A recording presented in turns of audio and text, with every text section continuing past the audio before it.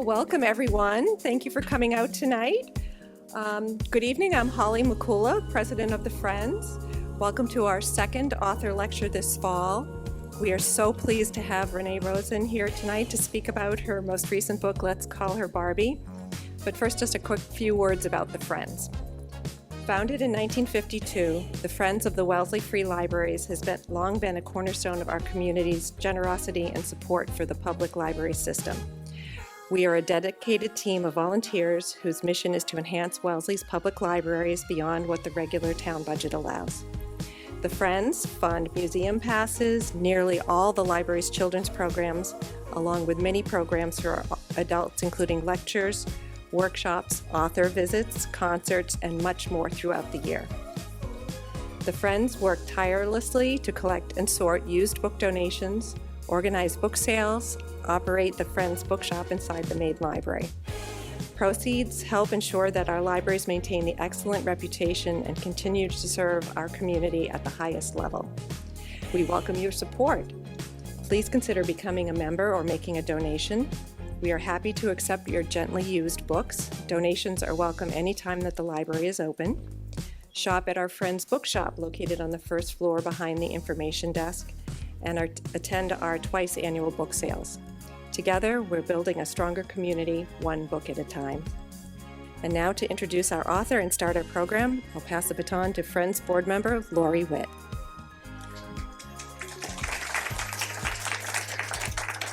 Hi there and welcome tonight. We are so delighted to have you, and I'm beyond excited also to welcome all the people on Zoom. I think we have 35 plus people on Zoom, so we have a fabulous attendance tonight for Renee. And I have to be honest, I don't know about you, but when I saw the title of the book, I was like, let's call her Barbie. Really, how much can there be about a Barbie doll? And the beautiful thing is, and I don't know, show of hands, how many have read the book? Okay, so a tremendous amount of you have. Because what I found fascinating about the book, and there's so much to unpack with Renee, is that the book really is a deep dive into innovation as a woman co-founding a company named Mattel with the husband, Elliot. And at the time, they were the #1 toy company in the world. And today, they are the number 3 behind Lego and Hasbro. So this woman was visionary at a time when iconic brands, if you look back, Dunkin' Donuts was founded in the 50s, Williams-Sonoma, IHOP. Ruth Handler had a cutting edge on this. And so I love that under the cover of Barbie and the Pink is this woman that was strong, determined, take no prisoners. I'm going to make this happen. And she did. And you guys are in for a real treat with Renee. So I am going to introduce her and let you know that she flew in from Chicago today. And hallelujah, we didn't have any delays because of the government shutdown. So we're thrilled that she's here. But Renee is a USA Today best-selling author. Her novels include Fifth Avenue Glamour Girls, The Social Graces, Park Avenue Summer, Windy City Blues, and she's currently on her 10th novel. And if you haven't read her other ones, I highly recommend it. It's like Estee Lauder, Helen Gurley Brown, so many fun icons in the 50s and 60s that really transport you back to how impactful they were in today's commercial marketplace. So with that, I'd like to say welcome, Renee, from Chicago. You are in my heart because I'm a fellow Minnesotan, and I know you're from Chicago. So we're delighted to have you. Oh, thank you. Thank you. No, it's a pleasure to be here. This is a fancy schmancy microphone. Fancy? Can everybody hear me? Am I okay? If I blast your ears out, just tell me to back off. So, no, it's great to be here. Thank you. Wonderful. So I thought, because the Barbie doll is sort of a icon, I thought I'd start with a couple fun facts that I actually didn't know. And then I thought we would kind of talk to Renee a little bit about how did you come up with this idea to write about a Barbie doll? And like, did you really know a movie was coming out with Margot Robbie about the Barbie doll? But just sort of like where that inspiration came from. But I thought it was sort of fun to find out that Barbie's fictitious birthplace, not that everyone knows, but was Willows, Wisconsin. So she was a Midwesterner. Who knew? I don't think they ever said she was Irish Catholic, but she had 7 siblings. So that's sort of fun. And the inspiration, so Barbara Handler is the woman that kind of co-founded her with her husband Elliot, but the inspiration was her children named Barbara and Ken. And Barbara was playing with paper dolls, and she would sit there and imagine, what could I be when I grow up? And Barbara Handler, the woman who created Barbie, was like, Ruth Handler, I'm sorry. Ruth would say, wait a minute, you're thinking you could be an astronaut. Wait a minute, you think you could be a nurse. You think you could be a doctor. And all of a sudden, she was into this idea of like, wait, Barbie could be a doll that could be anyone in the world. And how do I convince basically Wall Street to buy into this? And so with that, we're going to get the brains behind Barbie over here. So Renee, tell us, where was the impetus behind this notion of Barbie after your other books and historical fiction, et cetera? Yeah, so I was a Barbie girl growing up. I was a we got this to prove it right here. I was a very serious Barbie player, and my storylines were very complex. You know, I never went to Steffi's or Ellie's or Margie's house. I have a childhood friend here from high school without my Barbie case, and you know, everybody just wanted to put the clothes on, have Barbie and Ken kiss, and go to Paris. And I'm like, whoa, whoa, whoa, whoa, whoa. First of all, Barbie and Ken are having financial problems because Ken has a gambling problem, and that must be resolved first. And, you know, each one of my dolls had a little narrative arc. So that's just a little background on that. But in 2019, before I had any inkling that there was a Barbie movie going on, I was on a panel about feminism with a woman who was the head of the doll division at Mattel. And we were having coffee beforehand, getting acquainted and all. And she started telling me the story of Ruth Handler and why she created Barbie. And as soon as I heard that that Ruth had 2 children, Barbie and Ken, brother and sister, big ick factor, I knew right then that I had to, you know, I was going to write a novel about it. Plus, you know, Barbie's based on a German prostitute novelty gag doll for men. I was just like, this is so juicy. But I had 2 other books that were already in the works. So by the time, I think I was about halfway, maybe 3/4 of the way through the first draft, and that's when all the Barbie movie mania just exploded. I had so much FOMO, so much. And did you have your publisher or editor saying, Ruth, you need to get to market before the movie, or was there any? No, there was some, well, it's interesting because when I first presented the idea, I got some pushback because Barbie was really a lightning rod. And I think that movie was the best PR move for Barbie ever. It sort of reframed her for a lot of people. And then it was, okay, we need to, I had a different title. It's like, we need Barbie in the title. You're getting a hot pink cover. You know, they really leaned into it. It didn't impact the actual writing, but the marketing for sure.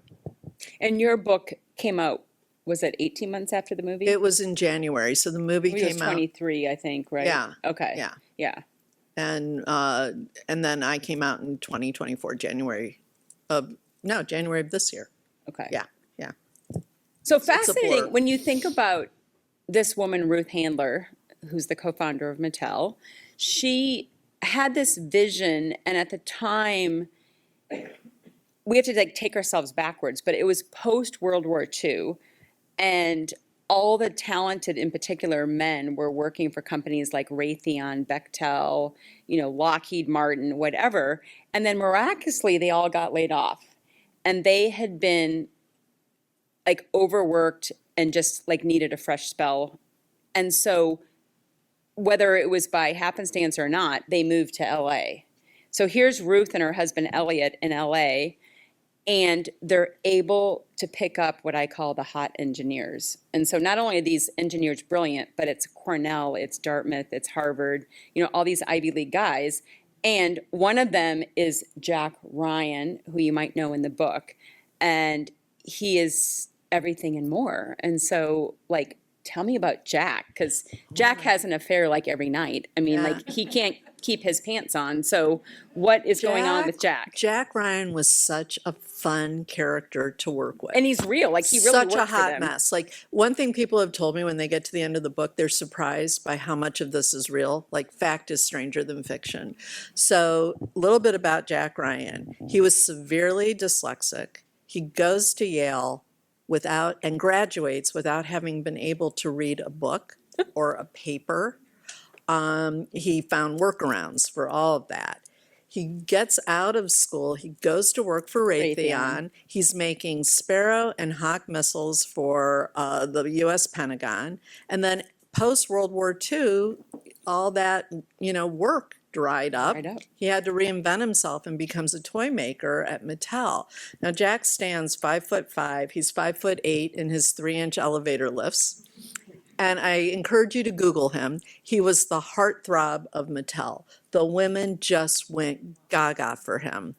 And he would turn women into Barbie dolls. He was known to pay for plastic surgeries and get them special trainers and all that, because Barbie was the ultimate woman. Now, if Ruth was the mother of Barbie, then Jack was the father of Barbie, because he was an engineer. Ruth had the vision, but she couldn't even draw stick figures. She didn't know how to go about taking this idea and turning it into a doll until she met Bild Lilly. I encourage you to Google Bild Lilly.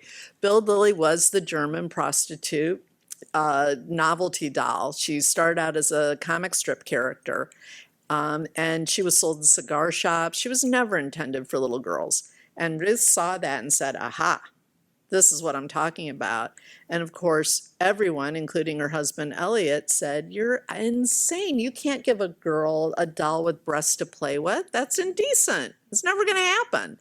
And that's all she heard over and over again until she got Jack Ryan on board. And Jack Ryan was the one who sort of took that vision and found it. There was no one in the United States that could make Barbie in an affordable, she would have cost too much. So he went over to Japan, and, that there was a whole fiasco with that too. But let's talk about, like, most of us think Barbie looks the way she looks because it's for sexual purposes, or it's to be large bosoms with small waists, like whatever. And as you read the book, you're going to find out it had nothing to do with that. It was all predicated on production guidelines and what could happen in terms of mass production overseas. So tell us about how, like, they would sit at the table and say, we need a doll that's, 5'9", and he's like, we have to make it 5'11" if we're going to have boobs this big. Or if we're going to get shoes that could fit this, then we have to have size 9 feet. So none of it was tied into sort of this misogynistic exactly. fantasy. Yeah. That had nothing to do with how that was working. Yeah, that was one of the big surprises in my research, is that Barbie's body was predicated by her wardrobe. That's what drove it. And if you break it down, Barbie is 1/6 the scale of a real woman. So she would stand 5'9". She'd weigh a very svelte 110 pounds. She'd have a 38-inch bust, an 18-inch waist, 33-inch hips, and a size 3 shoe. Her neck. Nothing. Her neck is unusually long and thin. We couldn't even hold our heads up. Her head is oversized. There was so much optical illusion. And what was explained to me was because Barbie is 1/6 the scale of a woman, she needed an abnormally thin waistline because there's no such thing as 1/6 the scale of fabric. The thickness of fabric is fabric is fabric. And when Charlotte Johnson, the head designer, was making all those beautiful, iconic outfits and the waistlines and all that, that was all adding bulk to Barbie's waist. So unless she had an abnormally thin waistline, she wasn't going to have that hourglass figure that we associate her with. Now, I can't speak to the bust line. I think that was all Jack, Yeah, I do too. you know. But yeah, it was all driven by her wardrobe because Ruth very astutely knew that the money in Barbie was not the sale of the doll. It was the the clothes. wardrobe. It was the razor blade theory, you know. So think about it, for all of us familiar with American Girl dolls, she was before American Girl dolls. She figured out that, pay the $15, $20 for a Barbie doll, but everyone, when a new outfit comes out, the parents were going to go spend the $30 on the outfit. Yeah. And the very first designer for Barbie doll was Yves Saint Laurent. The second one was Bob Mackie. Who's still designing. Still designing for them. her. And there's a Barbie doll sold every 3 seconds worldwide. Like, it is the #1 doll in the world. And so you just think about Ruth in the 1950s having the vision to say, we can make something that girls are going to want to play with because they're going to imagine being something else. And Barbie, if you recall, I think it was the early 70s, late 70s, had the first Barbie dream house. 1964. Okay, so she had a house, and at the Before- same time, Ruth could not sign the taxes for Mattel.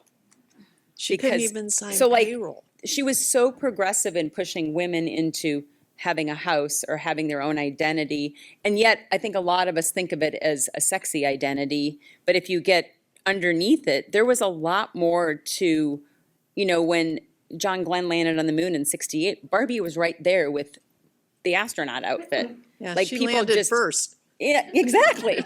I mean, they literally, that's not getting the publicity that it really should, that there's more to Barbie, right? Yeah, yeah.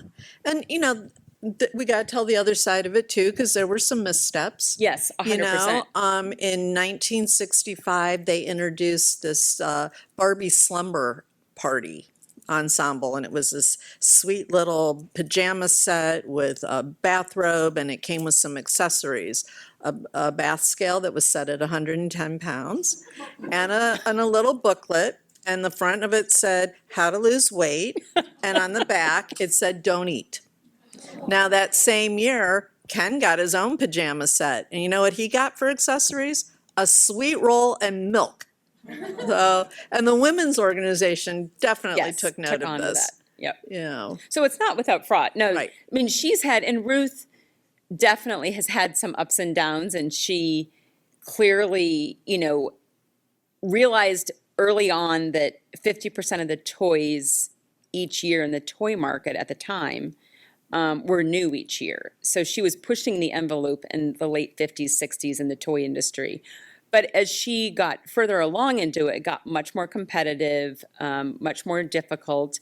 And then she ended up actually with breast cancer and decided to go and produce breast prosthetics and started a company there. And coincidentally, doesn't give too much away, but at the same time in the book, she also then, I think Renee and I think it's hard to say, but the books got cooked. And whether or not she was aware of the books being cooked, or is it because she had cancer and somebody else was taking on it?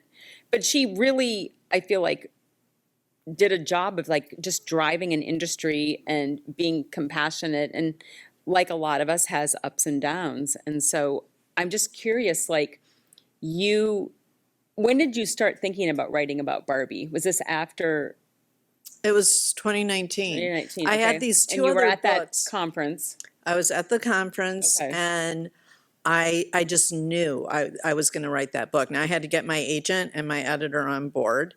And they're like, Renee, you got 2 other books. I was working on, I think I was finishing up The Social Graces, and I had already committed to writing about Estee Lauder and Fifth Avenue Glamour Girl. But I remember sitting down at the Historical Novel Society where Carrie and I met, and talking to my editor, and I said, I've got our next book. It's going to be Barbie. And she said, well, let's just get this book done, and then we can talk about Barbie. So it was percolating.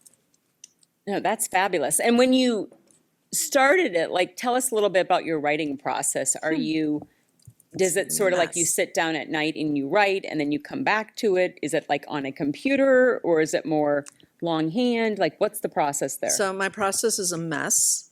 Well, that's good to hear. Yeah, I don't outline. So I can't tell you where I'm going from one page to the next, one chapter to the next. Any book that you read on how to write a novel, it'll say, don't write a novel unless you know how it's going to end. I never know how it's going to end. I don't do any of the things that you're supposed to. My editor asked me for a beat sheet once. I said, a who? A who? A what is that? I said, I don't do editor speak. What is that?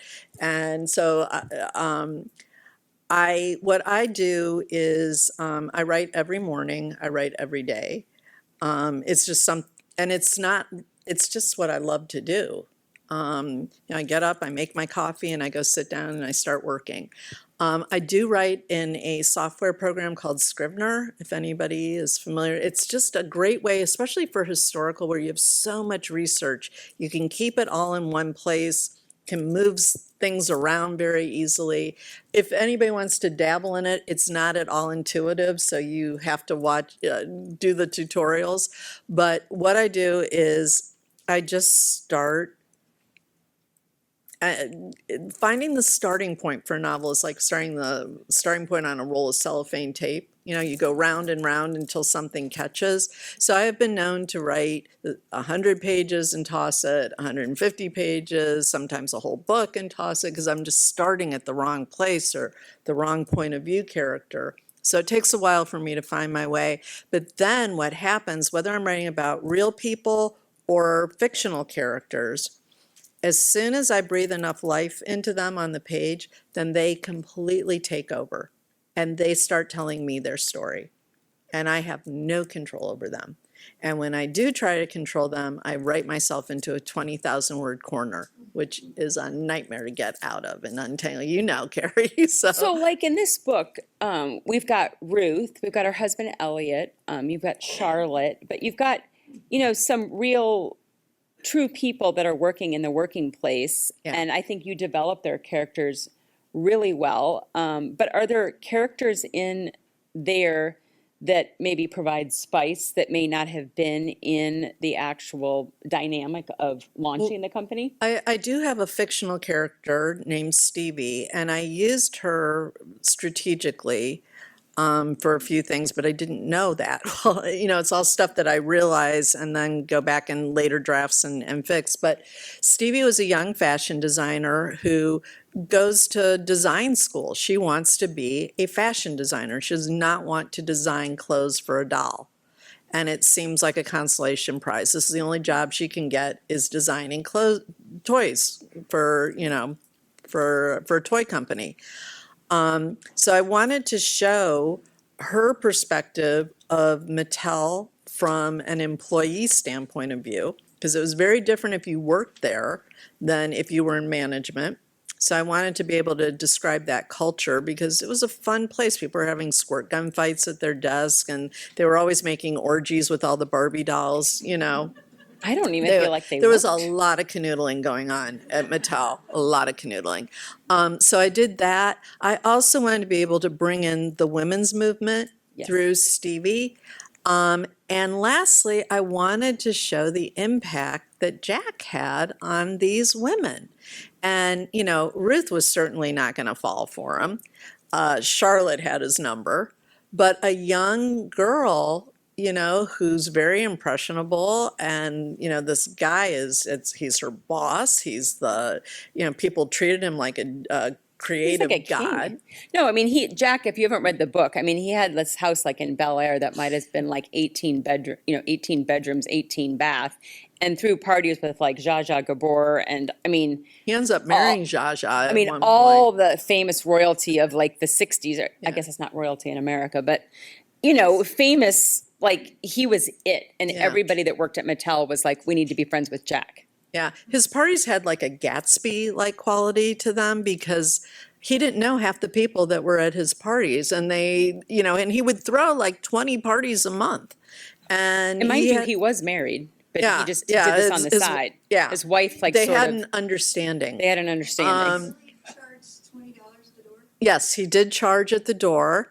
And he also, like, a group of UCLA guys crashed one of his parties, and they just never left.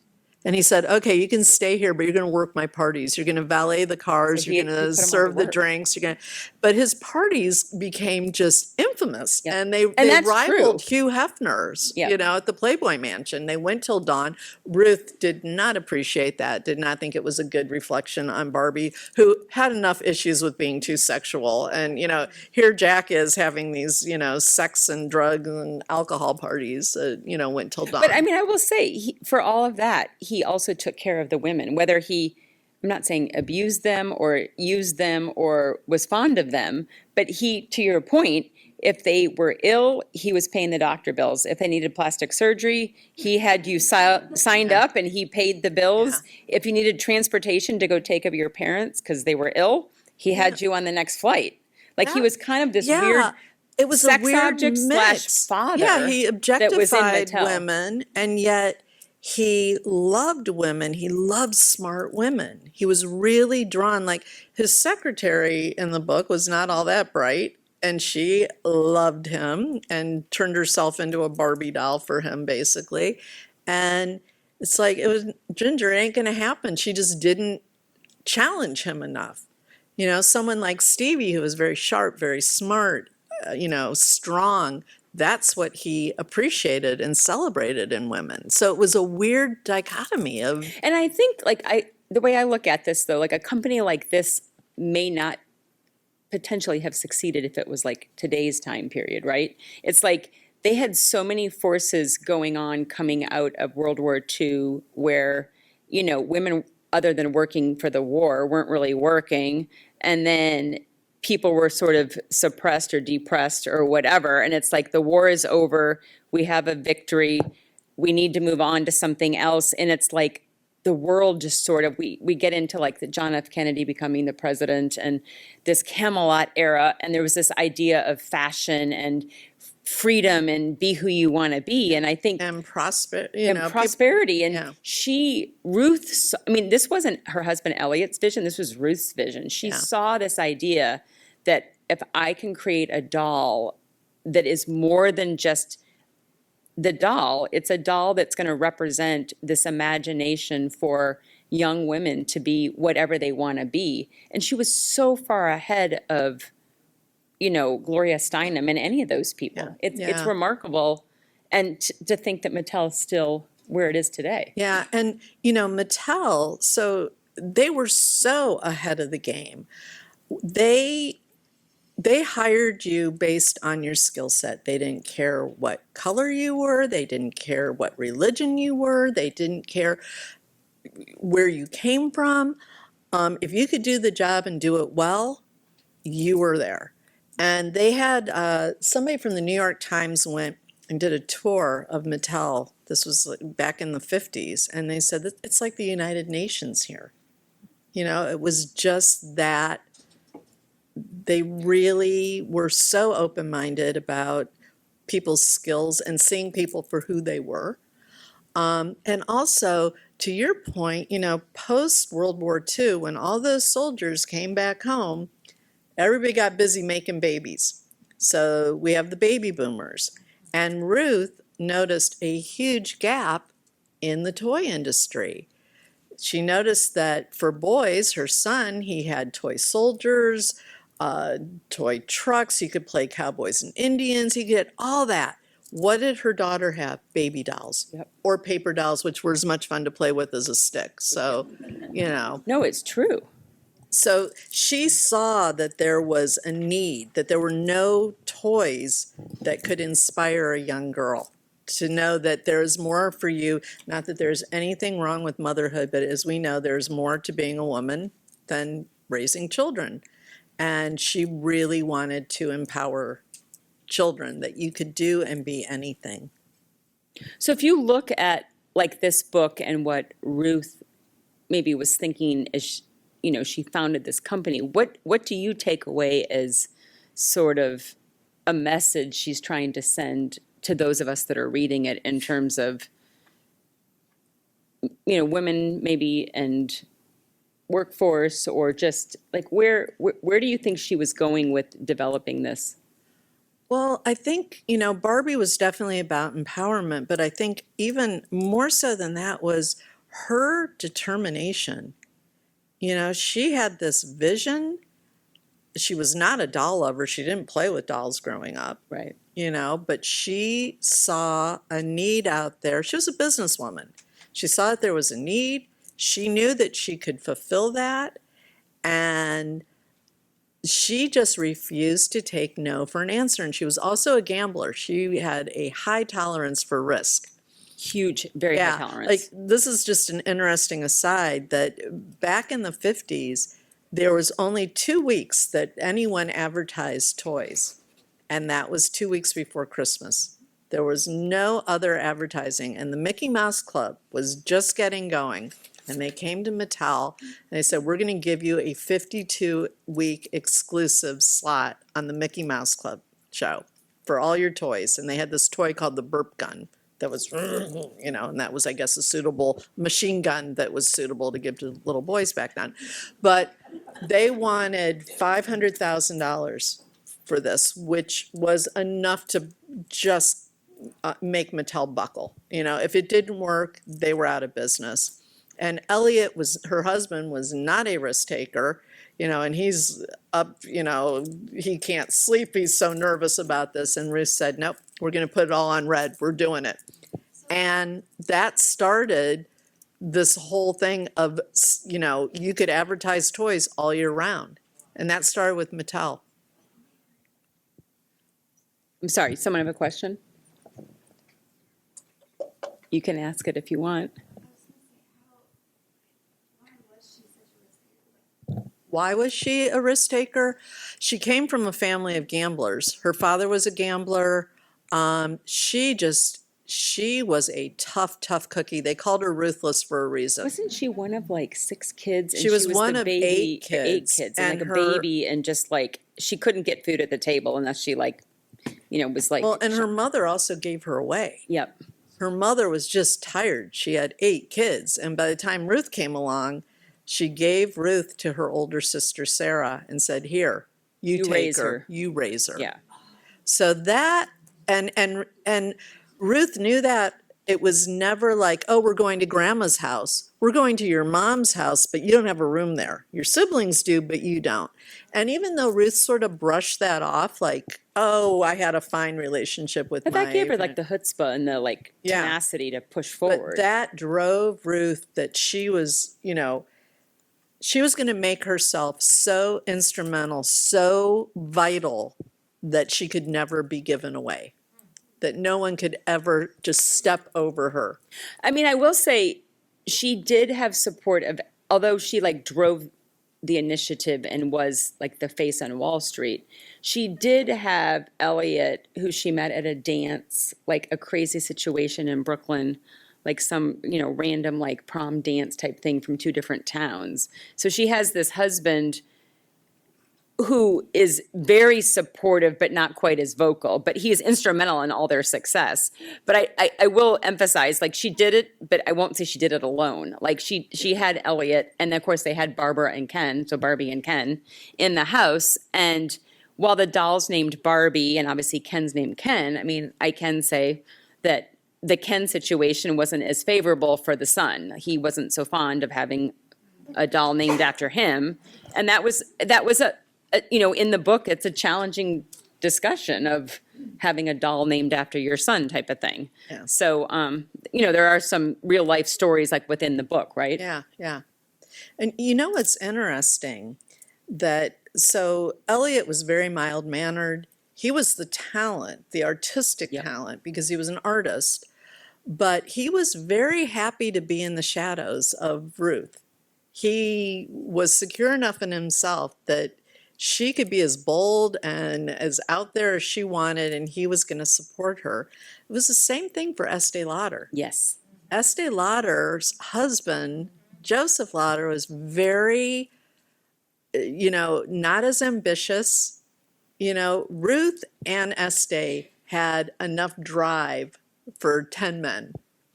And their husbands, they married men who were comfortable in that supporting role. But they also came about in a time period where they didn't have as much competition because there weren't as many women driving Yeah. the initiatives in the 50s and Yeah, but 60s. But they set these brand standards that we still in 2025, I Yeah. mean, subscribe to, right? When you think about, men back in those days are like, my wife's not going to work. Totally. I mean, Yeah. so it took an extraordinary kind of man to stand by a woman that strong. Right. So I thought that was interesting. And even like Helen Gurley Brown, now that was a power couple before there were power couples because her But she husband. had like no experience, zero getting hired to be the editor of Cosmo. So Helen Gurley Brown, for those who don't know, was the first female editor-in-chief of Cosmopolitan magazine that was getting ready to fold. She had written this scandalous book, Sex and the Single Girl, and where she was basically giving single women a license to go out and have sex. And it was this runaway bestseller, and This is like early 60s. yeah, and Hearst, all the suits at Hearst were like, we don't want this woman to take over this magazine. She's going to turn it into her book, which is exactly what she did. It was very successful. But they were really thinking like, we're just going to fold this magazine and she'll drive it into the ground and that'll be the end of it. And Helen was like, Yeah. But she didn't know what she was doing. She just had, she went purely on intuition. I mean, what I like, and for those of you who have been here before for the Arnold lectures, but we did Lioness of Boston with Emily Franklin, and I sort of equate Ruth Handler and even Helen Gurley Brown to Isabella Stewart Gardner. So Isabella Stewart Gardner came of age in the early 1900s, which is when Mass General Hospital came about. It's when the Boston Symphony started. It's when the Red Sox started.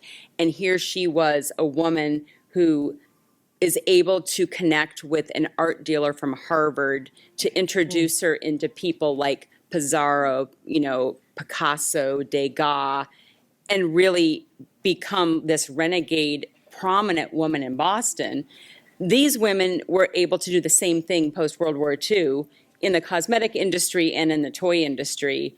And I don't think men or Wall Street really knew what to do with them because coming out of the war where everything, I remember talking to my grandparents in Baltimore and when my dad was there, so this is like late 1930s, early 40s, and they would tell me, my grandfather worked for Honeywell, and it was like the Manhattan Project or whatever, and all the blinds had to be down on the shore during World War II so that no one could see anything. There was like no playing with toys, like nothing. And when the war came over, the first thing my grandmother was doing is like, we got to get a toy for Billy and Barbie and Jeannie. Like it was this whole thing in the early 50s. And so Ruth was ripe, in that she read the market ahead of maybe many of the men. Absolutely. And, the fact that she couldn't sign payroll on her own company because she was a woman, it wasn't She couldn't pay the taxes. she couldn't do any of that. Right. And she would go to meetings once Mattel went public, which was a real turning point for them. They had shareholder meetings and meetings with their board of directors, and they were always scheduled in these clubs for men. And, God forbid a woman should walk through the lobby. They're literally sneaking her up in the service elevator. Service elevators. And then, she goes to sit down. They're like, oh, no, I'm sorry. That's for someone else. And she's like, yeah, it's for me. And, they just thought, oh, Elliot brought his wife to New York so she can go to see some plays and do some shopping. And before they left that meeting, they knew who was running the show. Yeah. I love it.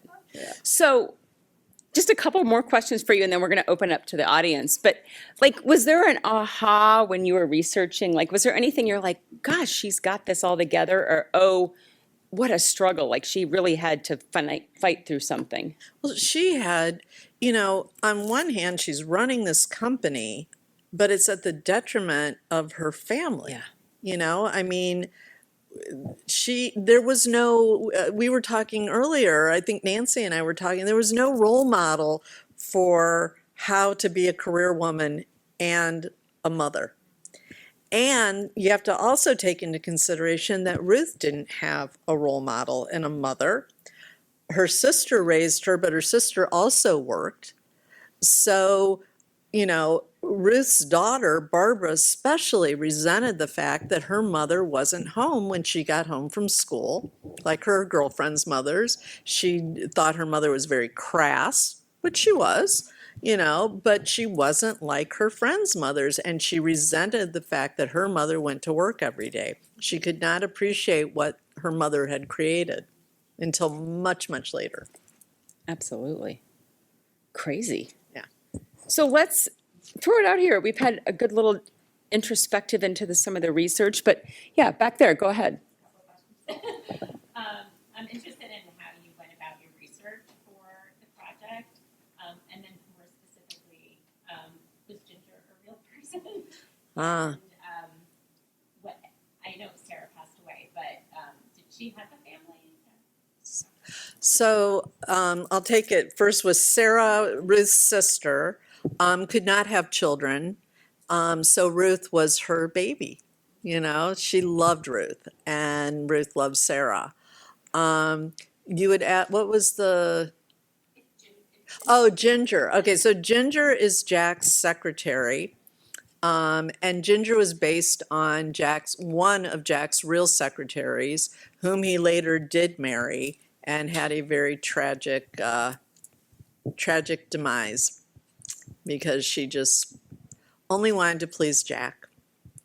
And as for my research, I get really crazy, silly lucky when it comes to research. So, I did a lot of reading and I watched documentaries and all that. And then I go to a Barbie collectors convention that just so happened to be in Chicago.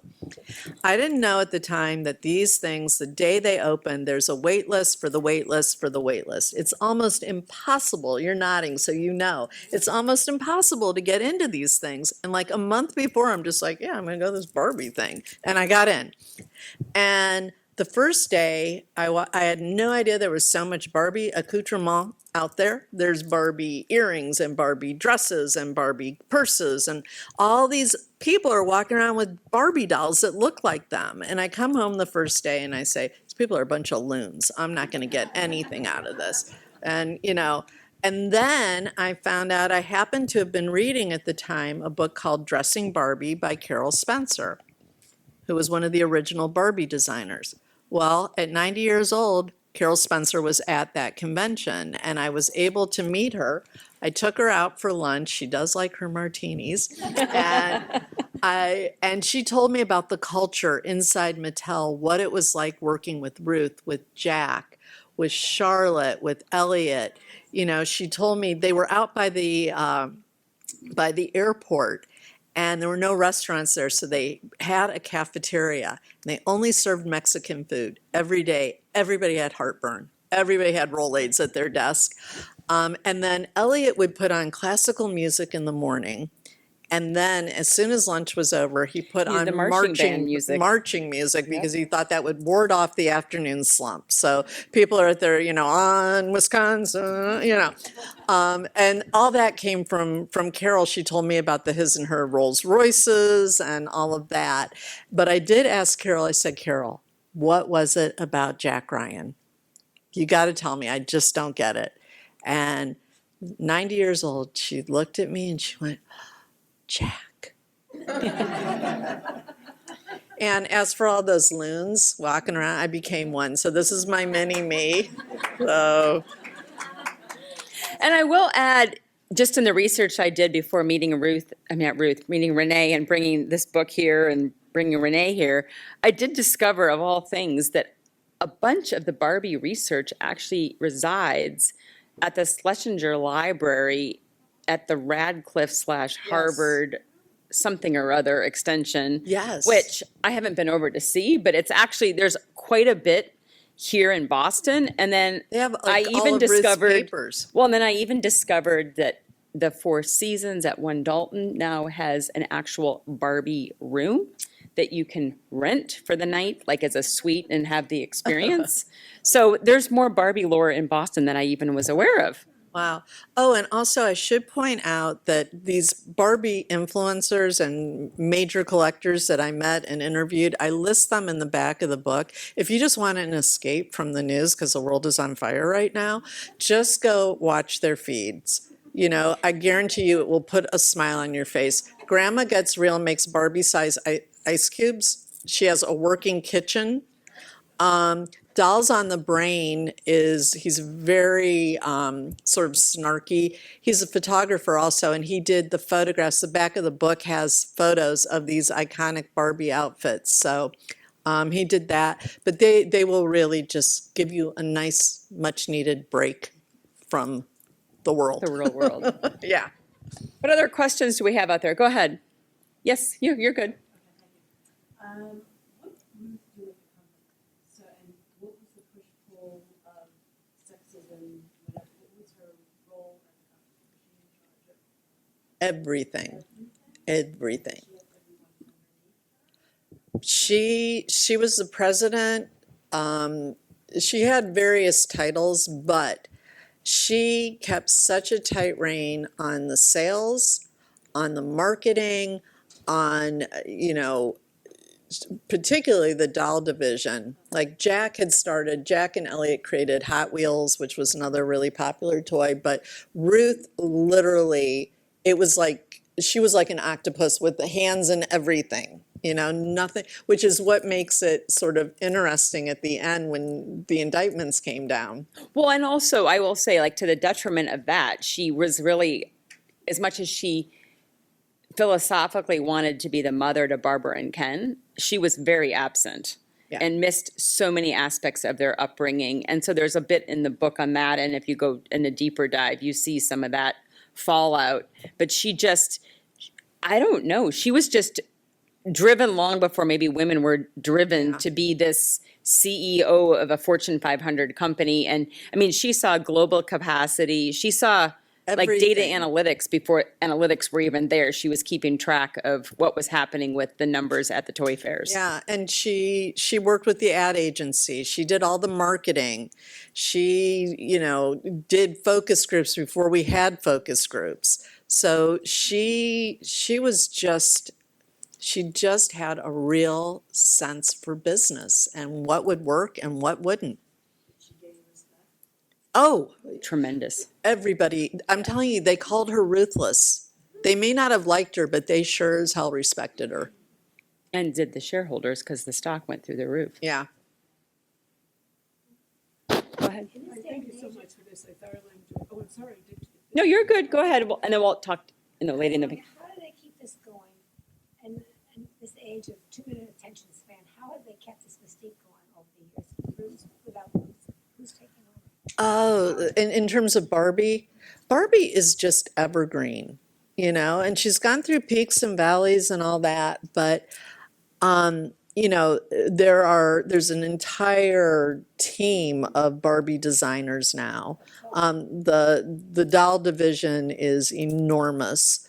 But I think there's something in Barbie, and I think that Barbie will unlock people's imaginations. Adults who couldn't play with Barbie collect her now, because they couldn't have it. Either their parents wouldn't allow them to, or they couldn't afford it, or they thought Barbie was really stupid back then, and but also, if you think about it, like, how many of us took a tub of parquet butter and turned that into a hot tub for Barbie? I mean, we were not limited. Whatever you could imagine, you could make happen. And there's not a lot of toys like that anymore. Legos, didn't you used to just get a box of things and you could make whatever you wanted? Now you're making the end result that they want you to. I'm not a video gamer, but I know that there's like an object to it that you got to get to some level or whatever. Barbie, there was and there's never been any limits like that. So I think that's part of it. I'm sorry, you had a question. Yep.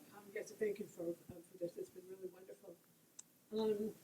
I've been trying to get the answer to this question for 20 years. And I've been talking to a lot of very accomplished authors. When you talked about your process in writing and how the characters and everybody start moving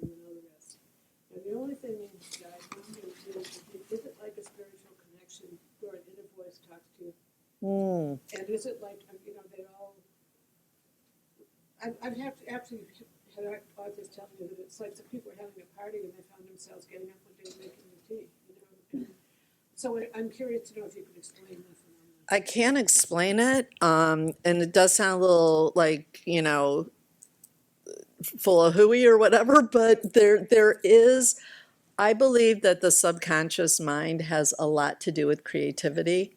Like, I will go to sleep at night if I am stuck on a scene or it just feels flat and I don't know how to make, I will literally just say, okay, turn it over to my subconscious mind. You figure it out. I'm going to get a good night's sleep. And it never has failed me. Every Everyone time. says that, so I'm curious.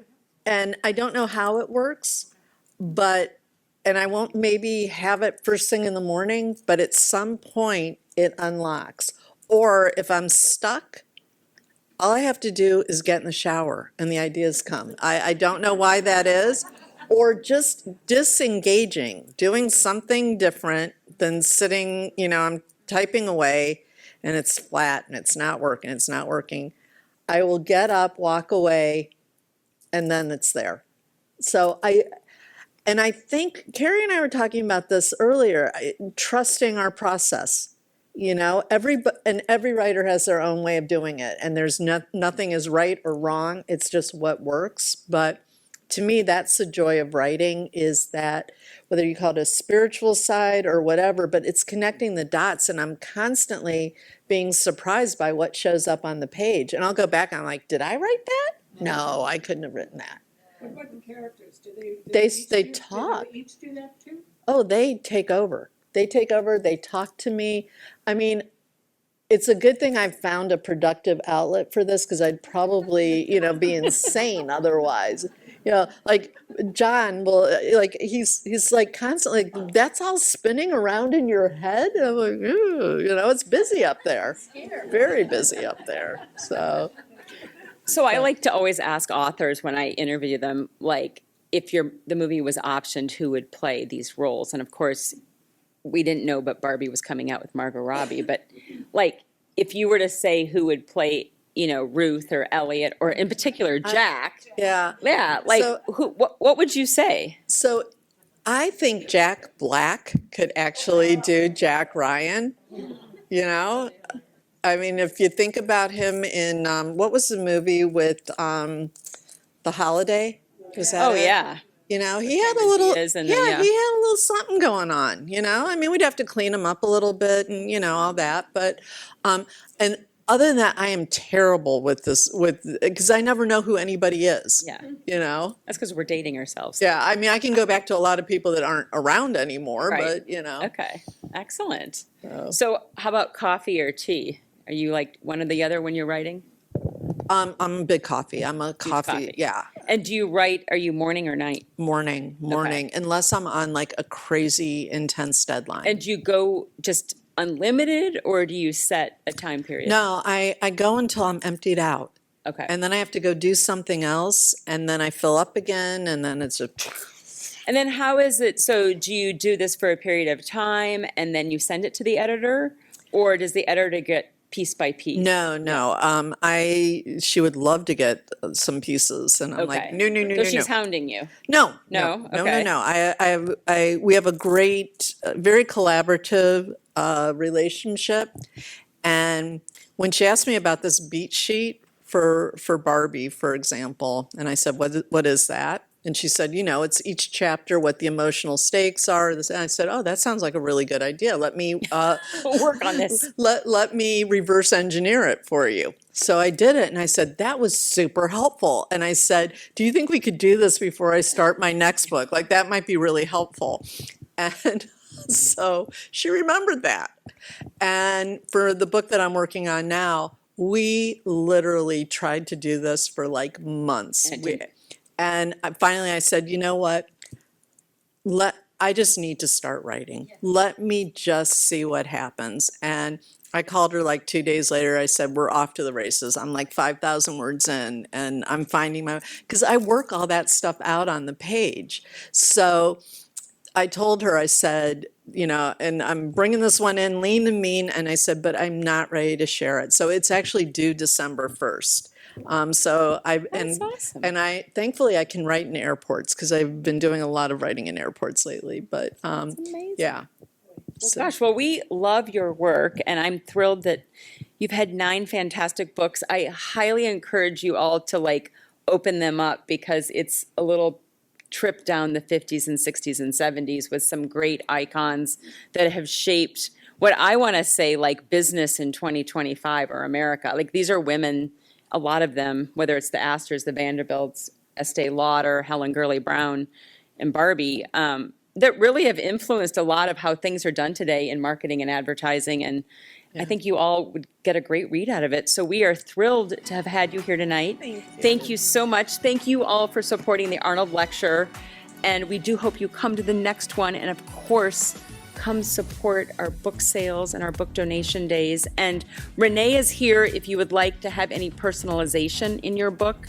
And please stop by to buy a book over there. And a shout out to Hummingbird Books to be our bookstore of record for selling tonight.